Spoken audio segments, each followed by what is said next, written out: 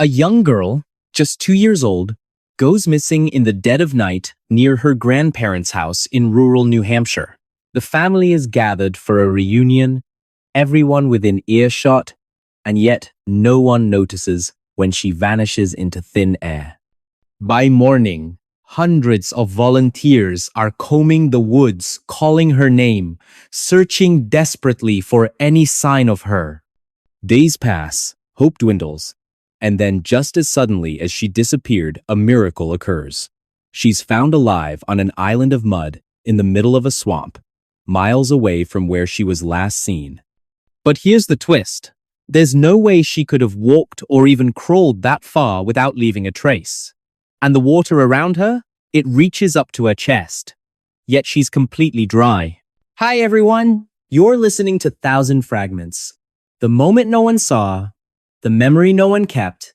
I'm bringing it back. Drop a comment below and let me know where you are today. I'm all ears. And let's begin. It was October 9th, 2010, in Richmond, New Hampshire, a small town nestled deep within the forested hills of the northeastern United States. This wasn't just any day. It was a special occasion for Rowan's family. His grandparents had organized a grand reunion at their home, a cozy single-story house surrounded by dense woods. To get there, visitors drove down a long driveway that wound through towering trees before opening up to a cleared backyard perfect for barbecues and gatherings. The scene was idyllic. Laughter filled the air as adults caught up over drinks, teenagers played football, and children ran wild chasing each other under the golden autumn Sunday. Rowan, only 2 years old, sat happily in the backseat of the car with his siblings as they arrived. Excited to see cousins and relatives he hadn't seen in months, he wasted no time jumping out and joining the chaos. Somewhere along the way, though, something caught his attention, a cat darting through the yard. Rowan loved animals, especially this particular feline who lived at his grandparents' house. Without hesitation, he followed it, giggling as the little creature led him deeper into the woods. Several adults noticed him running after the cat but dismissed it, assuming someone else would keep an eye on him. After all, how much trouble could a toddler get into in such a short time? But Rowan didn't return. Hours passed, and panic set in. His father called out for him, scanning the yard, the house, even the cars parked nearby. Nothing. Then came the dreaded realization. Rowan had gone too far into the woods. With every passing minute, the stakes grew higher. Darkness fell quickly in those parts, and temperatures dropped sharply once the sun disappeared behind the trees. Volunteers armed with flashlights scoured the area, shouting his name into the silence. Local law enforcement arrived soon after, launching a massive search operation involving hundreds of people. ATVs roared through the underbrush, dogs sniffed the ground, and helicopters hovered overhead, their spotlights cutting through the darkness like surgical scalpels. Yet despite their best efforts, nothing turned up.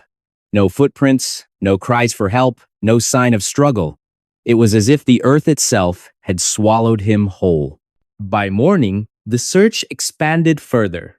Word spread quickly through the community, drawing in more volunteers eager to lend a hand. Among them were experienced hikers familiar with the terrain, hunters who knew the local wildlife, and parents haunted by the thought of losing their own child so inexplicably. One group decided to venture farther than anyone else, heading toward a swamp located several miles away from the initial search area. The decision seemed odd at first. Why would a toddler wander so far? But desperation breeds creativity. As they trudged through knee-deep mud and tangled vegetation, the reality of the situation began to weigh heavily on them. Every step felt like a betrayal of the innocent life they were failing to find. Then, deep within the swamp, they stumbled upon something extraordinary. Through the thick mist, they spotted what appeared to be children's shoes resting atop a log jutting out of the water. Heart racing, they waded closer, sinking ankle-deep with every cautious movement. When they finally reached the log, they couldn't believe their eyes. There, standing on a tiny patch of dry land, clutching a tree trunk, stood Rowan. He looked unharmed, almost serene, as though he'd been waiting there all along. How did he end up here? That became the million-dollar question. The swamp was nearly 3 miles away from the original location, its waters deep and treacherous. Even if Rowan had somehow managed to navigate the rugged terrain in the dark, how could he have avoided getting wet while standing in the middle of a bog? Investigators questioned him gently, hoping for answers, but Rowan offered only fragments of his experience. "Cows," he whispered repeatedly, his voice trembling. "The cows scared me." Of course, there were no cows anywhere near the swamp.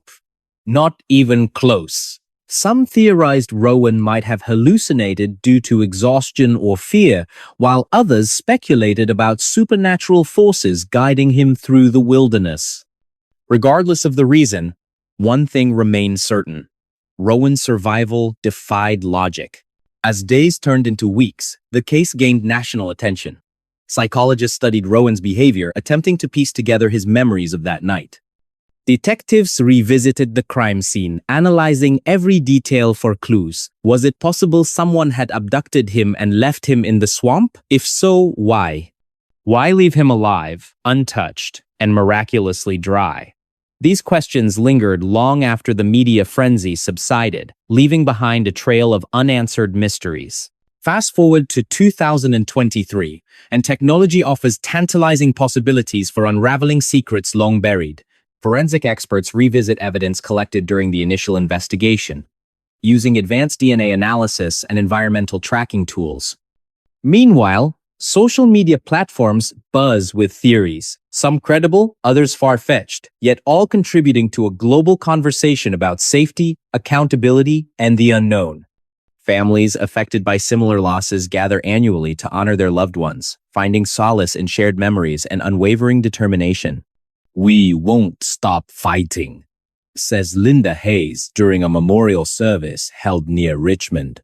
Her voice cracks with emotion, underscoring the personal stakes involved. Now, let's rewind to another case, one eerily similar yet equally perplexing. Geraldine, also just 2 years old, disappeared under bizarre circumstances in the heart of Georgia. Her family was enjoying a quiet evening at their cabin when Geraldine wandered off unnoticed. A frantic search ensued involving neighbors, friends, and eventually law enforcement. They scoured the surrounding woods, checked abandoned buildings, and searched nearby lakes. Days passed, and still, no sign of Geraldine. Hope faded, replaced by despair. Then came the twist. Weeks later, a fisherman stumbled upon skeletal remains near a remote stretch of riverbank roughly 40 miles from the cabin. Initial reports suggested Geraldine had drowned, but inconsistencies in the evidence raised red flags. For instance, traces of sedatives were found in her system, suggesting foul play. Additionally, locals reported seeing strange lights hovering over the area the night she vanished. Could these phenomena hold the key to her disappearance? Or were they merely coincidental anomalies?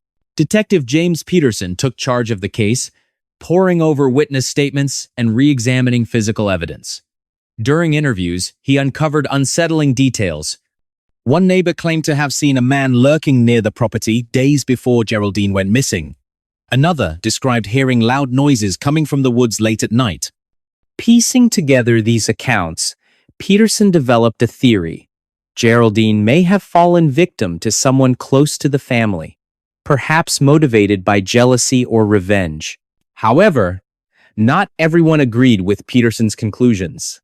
Emily Carter, a forensic psychologist specializing in childhood trauma, proposed an alternative explanation. What if Geraldine hadn't wandered off alone? What if she encountered something or someone that frightened her into hiding?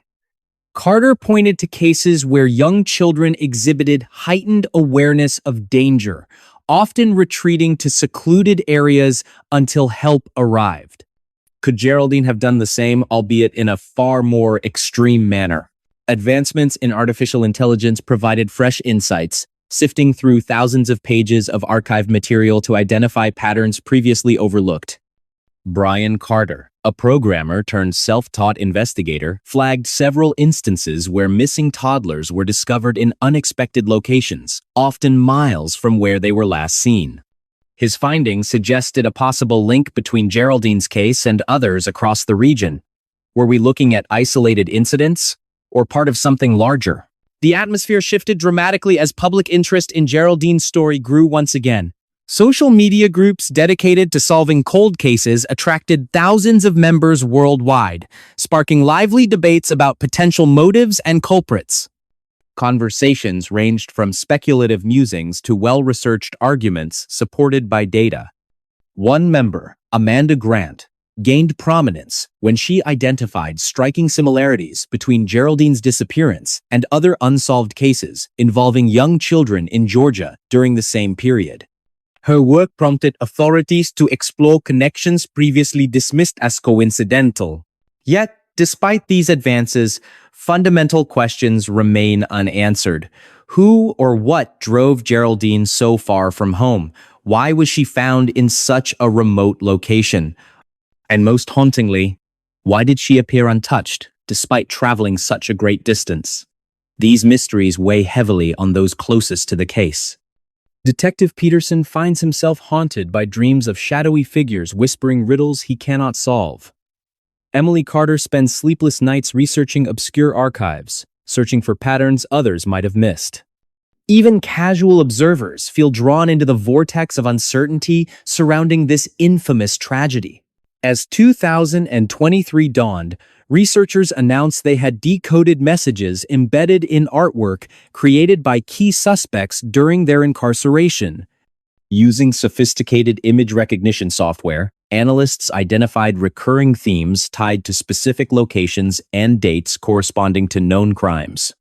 This revelation suggested the suspect may have left deliberate clues intended to taunt authorities even beyond the grave. Was he playing games right up until the end? Emily Carter asks during a private meeting with colleagues. Her voice cracks slightly, betraying exhaustion mixed with awe at the complexity of their subject. At the same time, advancements in AI offer unprecedented opportunities for analyzing large datasets related to Geraldine's case. Programs developed by Brian Carter sift through countless pages of archived material, flagging patterns previously overlooked by human eyes. His findings suggest possible ties between Geraldine's disappearance and broader criminal networks operating throughout Georgia during the early 2000s. Are we looking at isolated incidents or part of something larger? Brian asks during a live Q&A session, drawing nods of agreement from participants. And so, the legend of Geraldine persists not merely as a relic of the past, but as a testament to human resilience in the face of incomprehensible evil.